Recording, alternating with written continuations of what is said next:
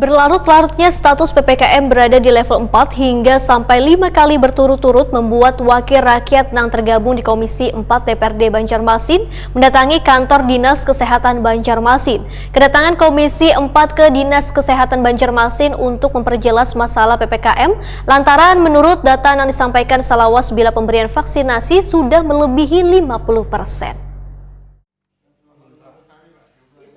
Berlarut-larutnya status PPKM berada di level 4 hingga sampai 5 kali berturut-turut membuat wakil rakyat yang tergabung di Komisi 4 DPRD Banjarmasin mendatangi kantor Dinas Kesehatan Banjarmasin di Jalan Dharma Tirta, Banjarmasin Timur, Jelang Kemarian, Rabu 6 Oktober 2021.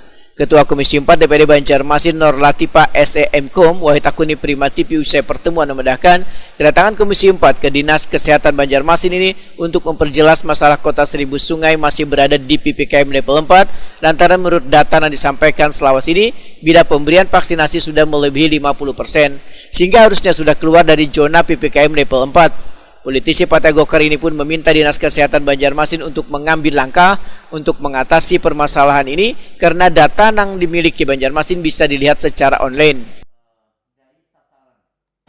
Menyarankan kepada Dinas Kesehatan Kota Banjarmasin, kemudian juga memberikan masukan bahwa harus dijemput bola.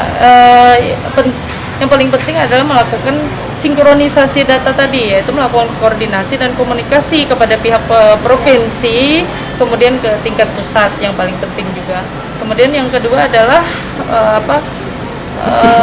meningkatkan capaian vaksinasi khususnya untuk para lansia yang memang masih sangat rendah.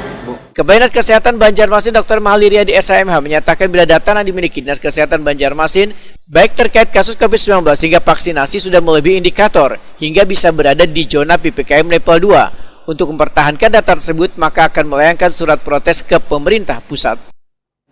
Ya kita sudah buatkan suratnya untuk menyampaikan itu ya nunggu disposisi Pak Wali. Oh, jadi belum sampai lagi ada surat apakah sudah disampaikan? Ya suratnya udah kita bikin. Tapi belum dikirim, Pak? Ya belum.